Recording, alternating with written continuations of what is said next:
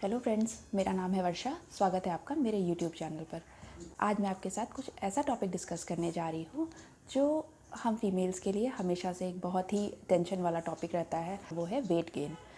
ऐसा देखा जाता है कि शादी के बाद फीमेल्स हम लोग का सबका वेट जो है ना बहुत तेज़ी से बढ़ने लग जाता है, या फिर इवन प्रेगनेंसी में तो मतलब बढ़ता ही बढ़ता है, 10 12 15 किलो तक तो बढ़ता ही बढ़ता है, जो नॉर्मल माना जाता है। लेकिन आज मैं आपके साथ अपना पर्सनल एक्सपीरियंस शेयर करूँगी। मैंने अभी रिसेंटली एक बच्ची को जन्म दिया है और मेरी प्रेगनेंसी बहुत हेल्दी प्रेगनेंसी रही है और भगवान की दया से मेरी बच्ची भी हेल्दी बच्ची है।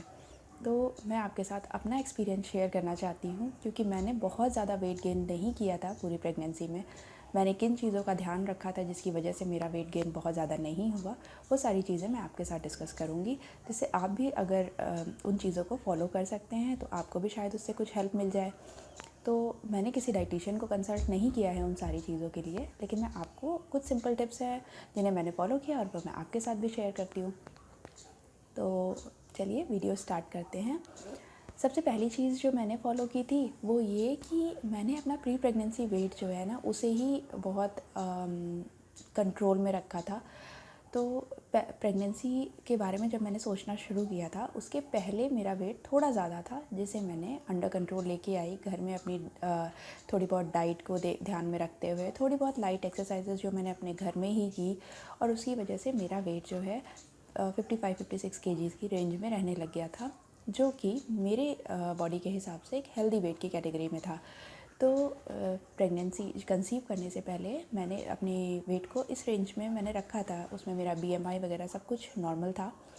तो मैं आपको भी यही सजेस्ट करूँगी कि जब भी आप प्रेगनेंसी के बारे में सोचते हैं या ट्राई करते हैं तो कोशिश करिए कि आपका वेट एक हेल्दी वेट हो, हेल्दी वेट की कैटेगरी में हो। तो उससे ज़रूरत ही नहीं पड़ेगी कि आपको बहुत ज़्यादा गेन करना पड़े। आप नॉर्मल वेट भी अगर गेन होता है, जैसे बेबी वेट अगर गेन होता है और थोड़ा बहुत आपके प्लेसेंटा का वेट होता है, एमनियोटिक फ्लूइड का वेट होता है, तो वो सारी चीज़ें ही अगर आपकी बढ़ रही हैं और आपका खुद का वेट बहुत ज़्यादा नहीं भी बढ़ रहा है, तो भी आपकी प्रेगनेंसी एक हेल्दी प्रेगनेंसी हो सकती है, जैसे कि मेरी प्रेगनेंसी रही थी। तो मैंने अपना वेट जो प्रेगनेंसी स्टार्ट की थी वो 56 केजीज़ पे स्टार्ट की थी, और मेरा वेट जो लास्ट में तक बढ़ के गया था वो 61 केजीज़ तक गया था।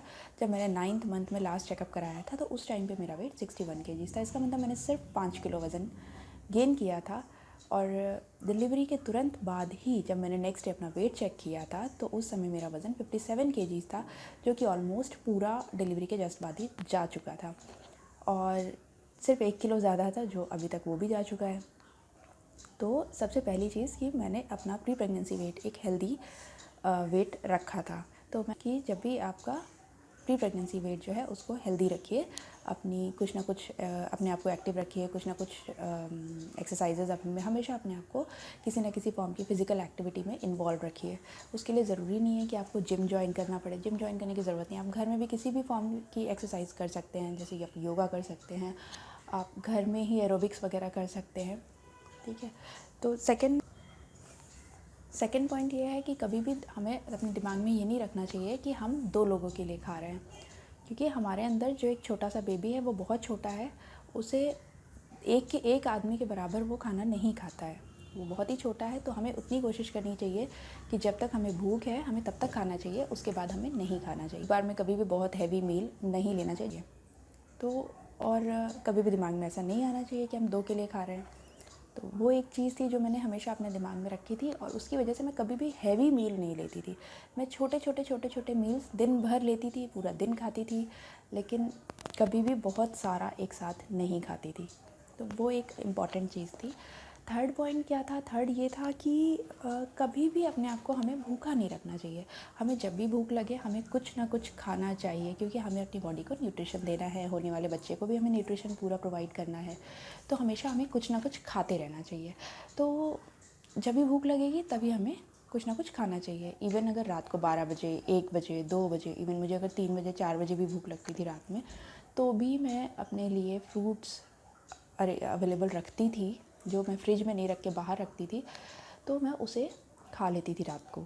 तो इस तरीके से, और हमेशा कोशिश ये करनी चाहिए कि ये जो भूख हमें लगती है तो उस टाइम पे हम जो भी कुछ खा रहे हैं वो एक कुछ ना कुछ हेल्दी होना चाहिए। मतलब वो ड्राई फ्रूट्स हो सकते हैं, फ्रूट्स हो सकते हैं, कोई सूप हो सकता है, कोई जूस हो सकता है, या फिर कोई स्प्राउट्स की चाट हो सकती है। इस तरीके के ऑप्शंस हमें हमेशा अवेलेबल रखने चाहिए और जब भी हमें भूख लगे हमें यही चीज़ें खानी चाहिए। इसमें क्या होता है कि कैलोरीज़ बहुत कम होती हैं और न्यूट्रिशन पूरा प्रोवाइड करते हैं, तो आपका वज़न बहुत ज़्यादा बढ़ ही नहीं पाएगा। और इसके अलावा जो नेक्स्ट पॉइंट था वो ये कि हमेशा हमें अपने आप को पूरी प्रेगनेंसी के दौरान भी एक्टिव रखना चाहिए। कभी भी ऐसा दिमाग में नहीं आना चाहिए कि हम प्रेग्नेंट हैं तो हम काम नहीं कर सकते। अपने डॉक्टर से पूछ करके, आपके डॉक्टर आपको जो अलाउ करे आप उस फॉर्म की एक्सरसाइज कर सकते हैं। जैसे मैंने अपनी पूरी प्रेगनेंसी में ब्रीदिंग एक्सरसाइजेज अपने डॉक्टर से पूछने के बाद हमेशा की है, पूरे 9 मंथ्स तक की है। और क्योंकि कोरोना था तो हमारे घर में मेड्स भी अलाउड नहीं थी, तो हम लोगों ने सारा काम भी अपना घर का खुद ही किया है। तो जितना बॉडी अलाउ करती है आपकी उतना काम आपको करना चाहिए। ऐसा नहीं है कि अब हम प्रेग्नेंट हैं तो हम कुछ काम नहीं करेंगे, क्योंकि प्रेगनेंसी कोई डिजीज़ नहीं है, वो एक नेचुरल फिनोमेना है। तो हमें उसको उसी तरीके से लेना चाहिए और अपना जो भी हमारा प्रेगनेंसी के पहले का जो रूटीन है हमें एज इट इज़ फॉलो कर सकते हैं। बस कुछ मॉडिफिकेशंस होते हैं, कहीं कहीं हमारी बॉडी रेस्ट मांगने लग जाती है तो हमें बॉडी को रेस्ट देना चाहिए।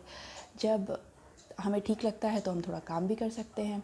डॉक्टर अगर अलाउ करता है तो हम एक्सरसाइजेस भी कर सकते हैं, बट वो सारी चीज़ें मॉडिफाई हो जाती हैं। जितनी इंटेंसिटी की एक्सरसाइजेस हम प्रेगनेंसी के पहले करते थे उस इंटेंसिटी के नहीं करते हैं। कम इंटेंस एक्सरसाइजेस हम करना शुरू कर देते हैं, बट वो सब डॉक्टर से पूछने के बाद। अदरवाइज़ घर के छोटे मोटे काम करके भी आप खुद को एक्टिव रख सकते हैं। और सबसे बड़ी चीज़ ये ध्यान में रखनी चाहिए कि हाँ, हम प्रेग्नेंट हैं, हमें सेकेंड और थर्ड ट्राइमेस्टर में कैलोरी इंटेक बढ़ाना हो। तो फर्स्ट ट्राइमेस्टर में बहुत ज़्यादा कैलोरी इंटेक बढ़ाने की कोई ज़रूरत ही नहीं है, जितना हम खा रहे थे उतना ही खाते हैं। तो भी ज़्यादा भूख तो नहीं लगती है फर्स्ट ट्राइमेस्टर में, मुझे नहीं लगती थी। और सेकेंड और थर्ड ट्राइमेस्टर में थोड़ी बहुत कैलोरीज़ हमें एक्स्ट्रा लेनी होती है, पर उन कैलोरीज़ का एक्स्ट्रा लेने का मतलब कभी भी ये नहीं है कि हम वो एम्प्टी कैलोरीज़ लें। लाइक हम उसमें, पता चला हमने उसमें बर्गर खाना शुरू कर दिया, कोल्ड ड्रिंक पीना शुरू कर दिया, पर वो सब नहीं जाना है, क्योंकि उससे हमें, हमारी बॉडी को, हमारे होने वाले बच्चे को कुछ भी नहीं मिल रहा है, कोई न्यूट्रिशन नहीं मिल रहा है। वो जो 200-300 कैलोरीज़ हमें एक्स्ट्रा लेनी है उसकी जगह उसमें बर्गर और कोल्ड ड्रिंक और पिज़्ज़ा की जगह पे हम कुछ हेल्दी ऑप्शंस, हेल्दी स्नैक्स अपनी डाइट में दे सकते हैं, जिससे क्या होगा कि वो अच्छे से न्यूट्रिशन प्रोवाइड करेगा, हमारी बॉडी फिट रहेगी, हमारा होने वाला बच्चा अच्छा रहेगा और वज़न भी नहीं बढ़ेगा। तो इस तरीके से अगर हम थोड़ा सा स्मार्टली चलेंगे ना तो बहुत ज़्यादा वेट गेन हमारा प्रेगनेंसी में नहीं होगा। और ऐसा कहा जाता है कि बहुत सारा घी खाना चाहिए तो प्रेगनेंसी अच्छी रहती है, पर ऐसा कुछ मुझे फ़ील नहीं हुआ। मैं सब कुछ खाती थी, मैं घी भी कंज्यूम किया, बट एक लिमिटेड वे में मैं सब कुछ खाती थी। बहुत ज़्यादा मैंने कुछ भी नहीं खाया है और still I had a healthy pregnancy, I have a healthy baby. और हाँ, मेरा सी सेक्शन हुआ, लेकिन वो सी सेक्शन होने का रीज़न कुछ और था। बाकी प्रेगनेंसी पूरी हेल्दी रही है। मुझे टचवुड किसी भी तरीके के एक्स या बैक एक ऐसी कोई प्रॉब्लम मुझे फील नहीं हुई है। मैंने अपनी प्रेगनेंसी को पूरा अच्छे से एंजॉय किया है और होपफुली आप भी अगर इन चीज़ों को फॉलो करेंगे तो आप भी अपनी प्रेगनेंसी को अच्छे से एंजॉय कर सकते हैं।